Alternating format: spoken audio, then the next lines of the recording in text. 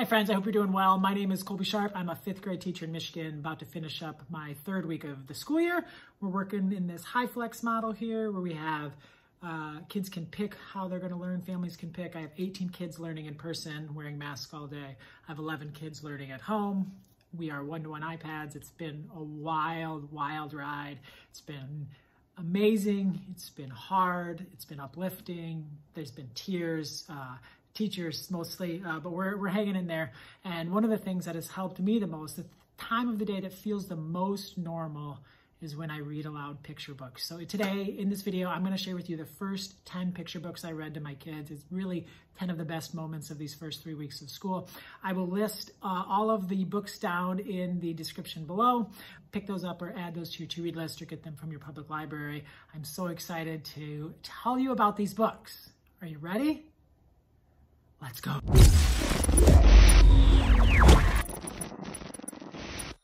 I am so excited to tell you about these 10 books, why I picked them, what makes them amazing.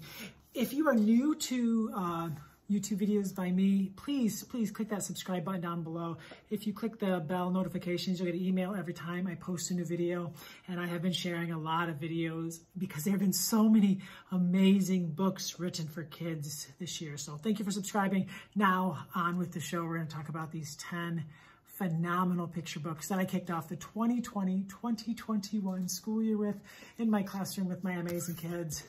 The very first book that I read my kids, I Am Every Good Thing, by Derek Barnes and Gordon C. James. You may know them from Crown and Ode to the Fresh Cut, which won like every award ever. This is just a beautiful story that just shares all of the great things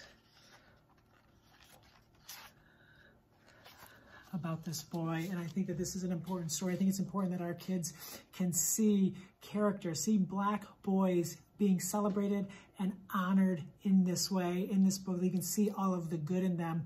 I think so often we show other things when it comes to young Black boys. And so often we only have characters that look like this in February. And I wanted this to be the very, very first image that my kids saw when we came to sharing books together. I wanted them to know that there's so many good things about them.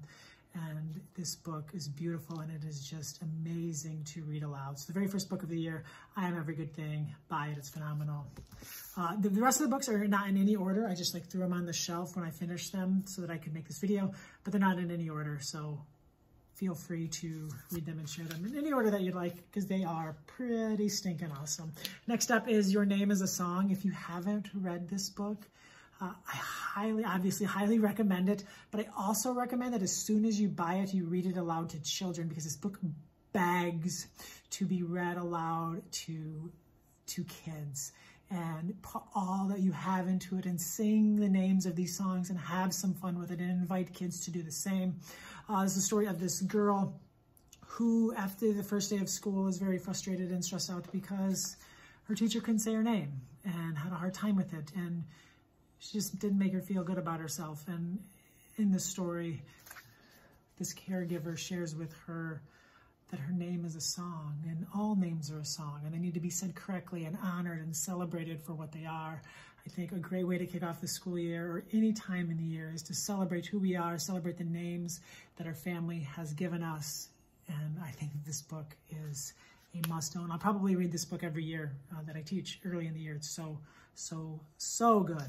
All right, next up, The Oldest Student, How Mary Walker Learned to Read. This is a crazy story, like true story. This woman learned to read at 115 years old. She was born a slave, and then she lived till like the 1960s. She lived like 26 presidents, and she was just an amazing human who like kept putting other people first and never got to take care of herself. And then finally, at 115 years old in like a nursing home, there was a reading class, and she'd always wanted to learn to read, and she finally did. My kids' minds were blown. Like to my kids, like I'm 39, that seems like ancient. Like learning to read at 115, but it was just a great way for us to think we're never too old to learn something new.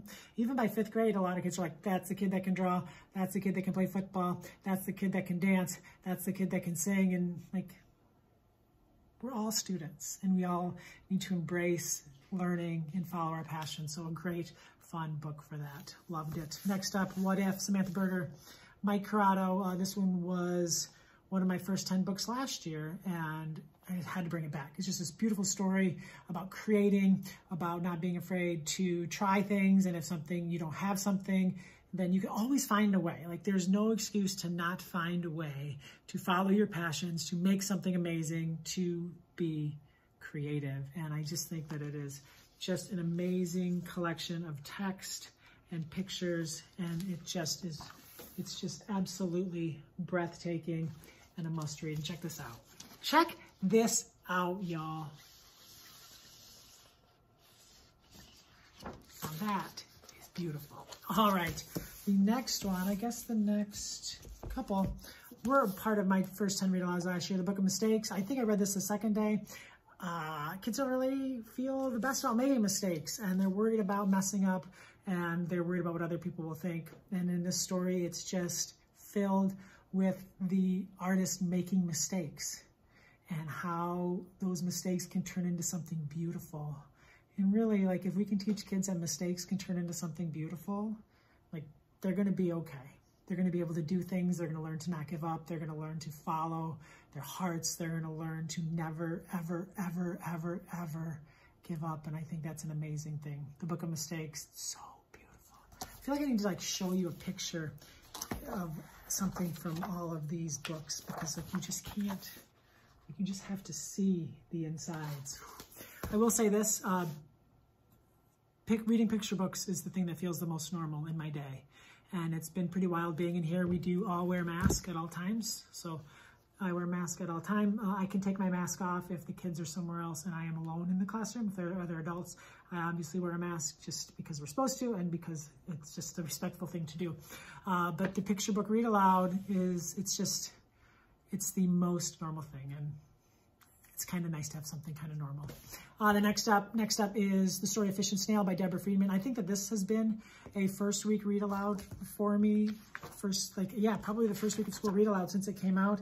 It came out in 2013, so at least since 2014, I've read this book every year, and I love it, right? I love this story of Snail being nervous to try something new and being so comfortable and set in his ways, and then him learning to step out of his comfort zone, step out of his shell, and try something new, and the beautiful things that can happen in that. You have to read this book. It's so beautiful. Deborah Friedman is just magnificent.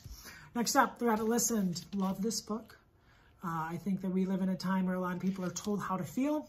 A lot of people are told how to think. A lot of people are told that's not how you should do things. A lot of other people want to fix things for people in their own way. And it's just a story about this kid whose giant thing that the kid built gets torn down, and all these other characters, all these animals are telling this child how to feel, and the child doesn't want to feel that way. And finally the rabbit comes by and listens, and that's all this character needed. And I just wanted to talk to my kids about that, about how, you know, they can feel how they want to feel, and that's okay, and we need to honor that and help them with that.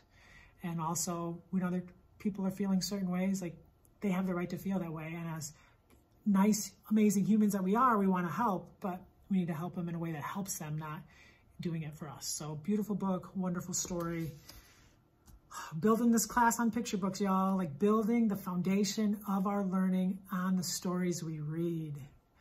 K.D. Camillo said it best, stories connect us, and they are the foundation and the root of our classroom. And just about everything we do will be built upon stories like this. And I think that's why this classroom is going to work for us this year, even in a wild year. Have you read this book, The Day You Begin?